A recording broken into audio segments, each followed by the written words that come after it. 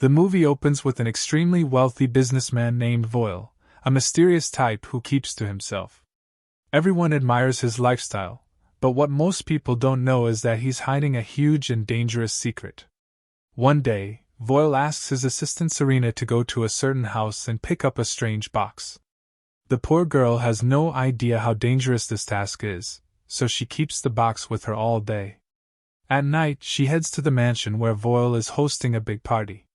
She meets him there, tells him she brought the box, and he instructs her to bring one of the guests, Joey, to a specific room.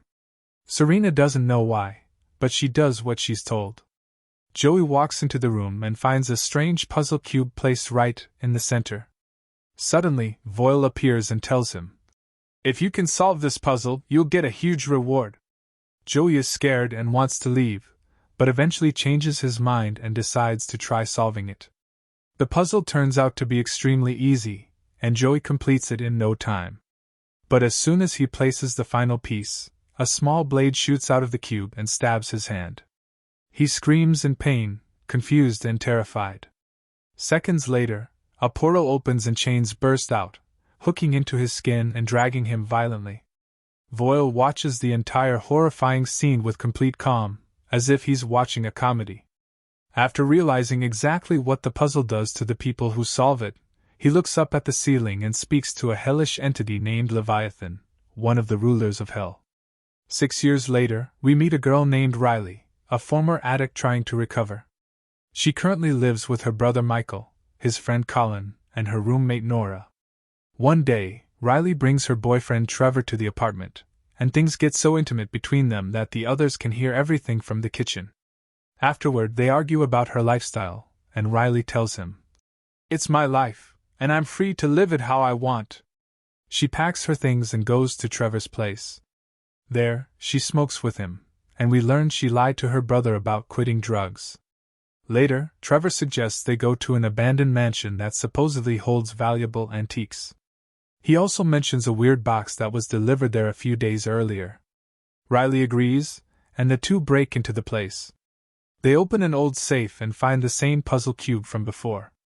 Riley is mesmerized by how beautiful it looks, so she takes it home.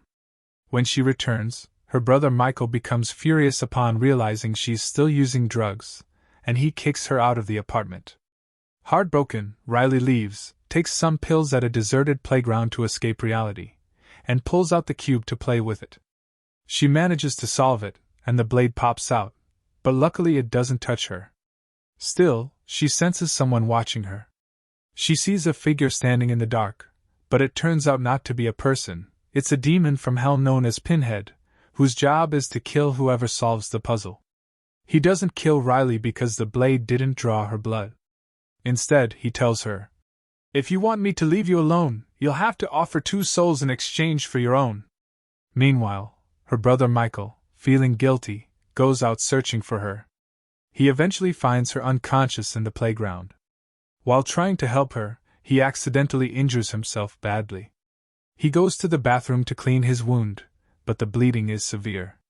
Suddenly, something attacks him, and we hear a terrifying scream.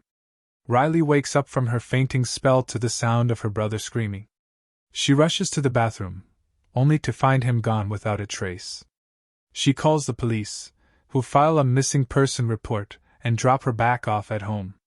Riley is left terrified, guilty, and completely aware that the curse of the puzzle cube has only just begun. The next morning, everyone woke up to the news that Matt was dead. But the girl didn't know what to say. Nothing about what happened made any logical sense. At that point, Colin got angry and accused her of not wanting to help the police because she'd argued with her brother the night before. Their voices got louder, and in frustration, Riley left the house and went straight to her boyfriend Trevor's place.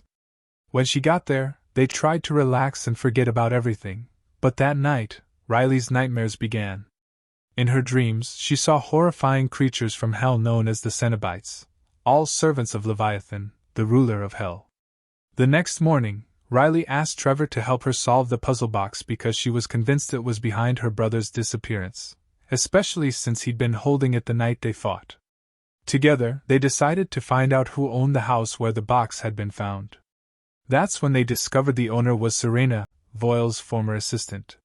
When they finally found Serena, she was in a hospital, being treated for a severe lung disease, and it was clear she didn't have much time left. Serena tried to warn them about the box and told them that her boss, Voile, had been completely obsessed with it. But Riley insisted on learning more about the puzzle. Serena refused to tell her anything, got out of bed, and tried to snatch the box from Riley's hands. Unfortunately, the blade inside the cube suddenly sprang out and cut Serena's hand. Realizing she was the reason behind everything that had happened, Serena broke down and accepted her fate. Moments later, Pinhead appeared and hunted her through the hospital until he finally killed her. Later, Riley went home and searched Voil's name online. She found articles describing him as a collector of rare artifacts, along with stories connecting him to a series of mysterious disappearances. She also discovered that he himself had gone missing 6 years earlier. At that moment, Riley became certain that everything happening was because of the cube. She decided to go to Voil's mansion herself to uncover the truth. Trevor tried to stop her, saying he couldn't handle any more of this and was terrified of ending up like Matt or Serena, but Riley didn't listen. She went to the mansion alone. When she arrived, she was terrified. The entire estate was surrounded by massive iron gates, and it looked more like a prison designed to keep something inside rather than protect it from outsiders. Inside Voil's office, she found drawings of Pinhead and the Cenobites all over the walls, along with journals describing how these creatures mutilate and torture anyone they take. She also discovered that the puzzle box has 6 different configurations, and each one brings a different kind of suffering depending on the level reached. As Riley kept reading, she learned that Voile had been searching for eternal life, hoping the puzzle would grant him his ultimate wish. After hours of reading, she suddenly heard a whisper calling her name. Terrified, she looked around and saw her brother Matt standing there. She ran to him and hugged him, but froze in horror when she saw that the skin on his back was torn open.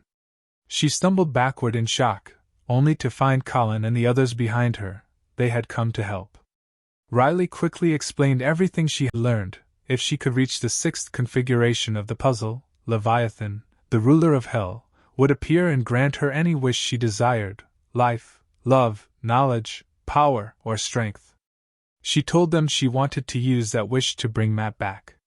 But everyone thought she had lost her mind. She reached into her bag to show them the puzzle box, but it was gone. Then she remembered it was in the room where Nora had been.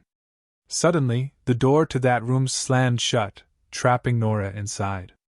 A mysterious figure appeared, stabbed her with the blade of the cube, and threw her out of the room. Nora screamed in terror, unaware that she was already dying.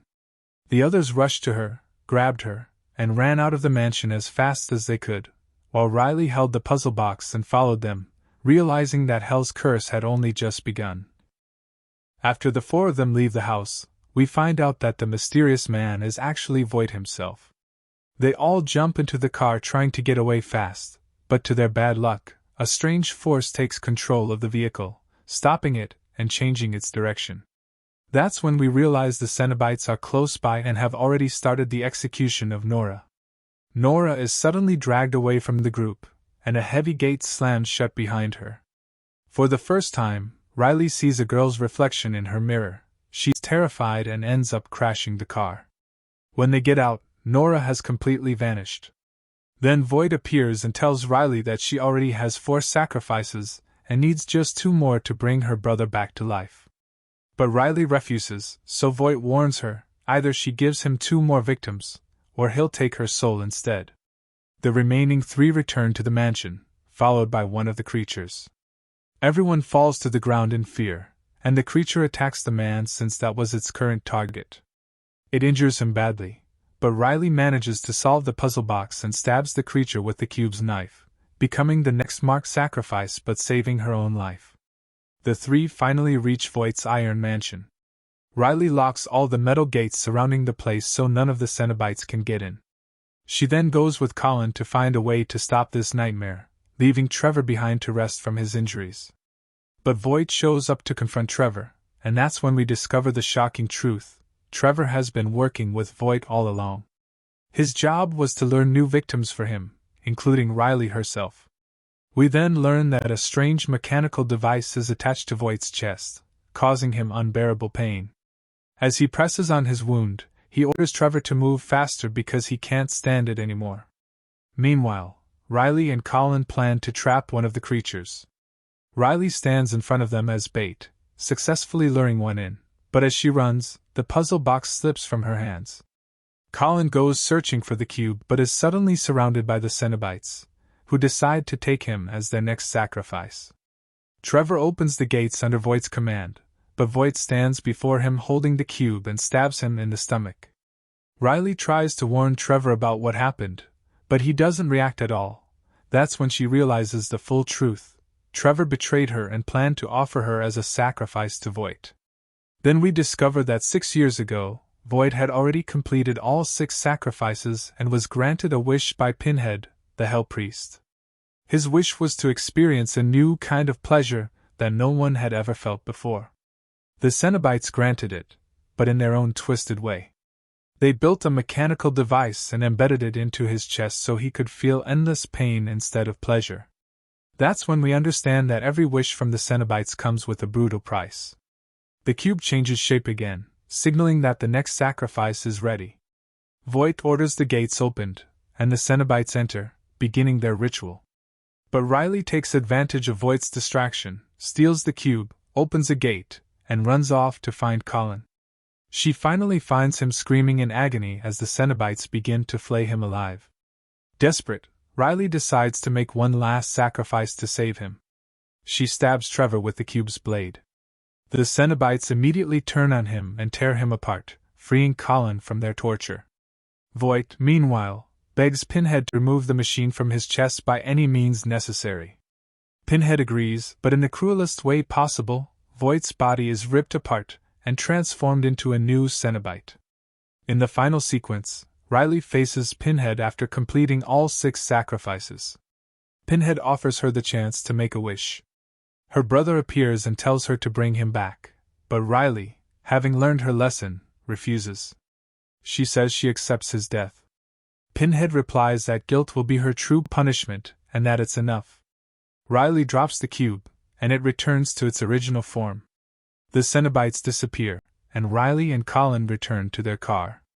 Colin asks her if she made the right choice, but she stays silent.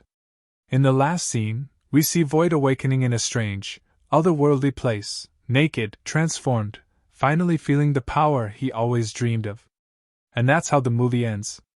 Thanks for watching. Don't forget to like the video and subscribe to the channel.